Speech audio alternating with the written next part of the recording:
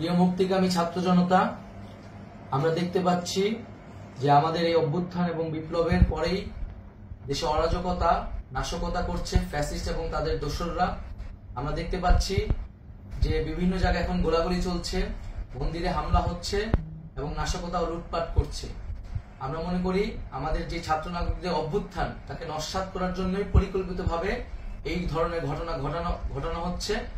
আমরা মুক্তিকামী ছাত্র জনতাকে সজাগ এবং সতর্ক থাকতে আহ্বান জানাচ্ছি এবং আমাদের যে অন্তর্বর্তীকালীন সরকার, আমরা সেই সরকারের যে প্রস্তাবনা 24 ঘন্টার সময় নিয়েছিলাম, জরুরি পরিস্থিতি মোতাবেক আমরা এখনই তার একটি রূপরেখা ঘোষণা করছি।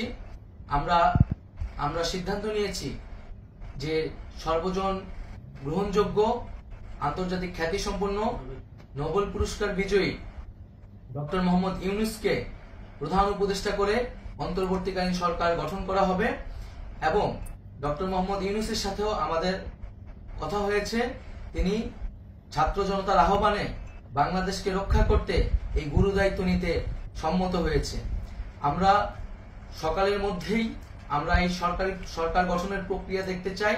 রাষ্ট্রপতির কাছে আহ্বান থাকবে যে দ্রুত সময়ের মধ্যে ডক্টর মোহাম্মদ ইউনূসকে প্রধান উপদেষ্টা করে অন্তর্বর্তীকালীন সরকার গঠন করা হোক এবং এই অন্তর্বর্তীকালীন সরকারের বাকি সদস্যদের নামও আমরা সকালের মধ্যে ঘোষণা করব।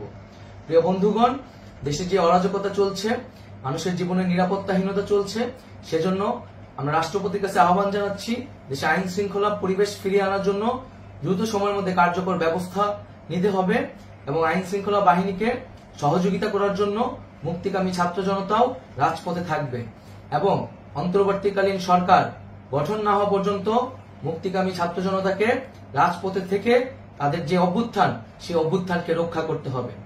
প্রিয় বন্ধুগণ, আমরা রক্ত দিয়েছি, শহীদ হয়েছি।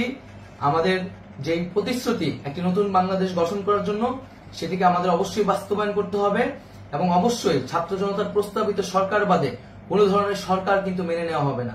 আমরা বলেছি কোন ধরনের সেনা শাসিত সরকার অথবা সেনা সমর্থিত সরকার অথবা এই ফ্যাসিস্টদের দোসরদের কোনো বিটিম সরকার কিন্তু আমরা মেনে নিব না। কোনো গণবিরোধী সরকারকে মেনে নেওয়া হবে না। ছাত্র জনতার অভ্যুত্থানকারী যে প্রস্তাবিত সরকার, অন্তর্বর্তীকালীন সরকার, যেটা আমরা সিদ্ধান্ত উপনীত হয়েছি ডক্টর মোহাম্মদ ইউনূসকে প্রধান উপদেষ্টা করে এই সরকার গঠন করা হবে, সেই সরকারকেই বাস্তবায়ন করতে হবে অবিলম্বে।